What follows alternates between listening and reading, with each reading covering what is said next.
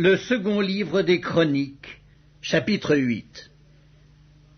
Au bout de 20 ans, pendant lesquels Salomon bâtit la maison de l'Éternel et sa propre maison, il reconstruisit les villes que lui donna Huram et y établit des enfants d'Israël.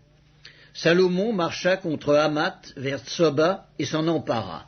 Il bâtit Tadmor au désert et toutes les villes servant de magasins en Hamath. Il bâtit Beth-Horon, la haute, et Beth-Horon, la basse, ville forte, ayant des murs, et des portes, et des barres. Baalat, et toutes les villes servant de magasins, et lui appartenant, toutes les villes pour les chars, les villes pour la cavalerie, et tout ce qu'il plut à Salomon de bâtir à Jérusalem, au Liban, et dans tout le pays dont il était le souverain. Tout le peuple qui était resté des Hétiens, des Amoréens, des Phéréziens, des Éviens et des Jébusiens, ne faisant point partie d'Israël, leurs descendants qui étaient restés après eux dans le pays et que les enfants d'Israël n'avaient pas détruits, Salomon les leva comme gens de corvée, ce qu'ils ont été jusqu'à ce jour. Salomon n'employa comme esclaves pour ses travaux aucun des enfants d'Israël, car ils étaient des hommes de guerre, ses chefs, ses officiers, les commandants de ses chars et de sa cavalerie.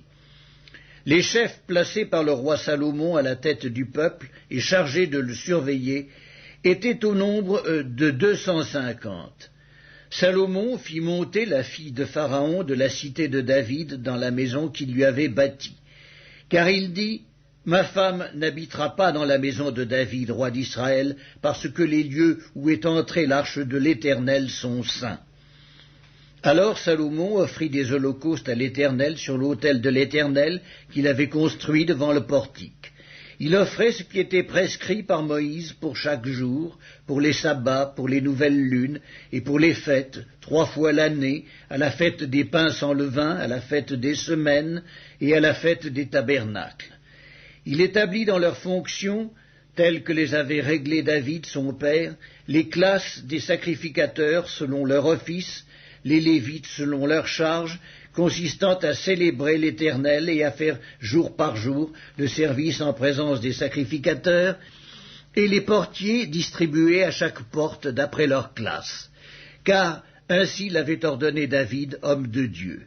On ne s'écarta point de l'ordre du roi pour les sacrificateurs et les Lévites, ni pour aucune autre chose, ni pour ce qui concernait les trésors.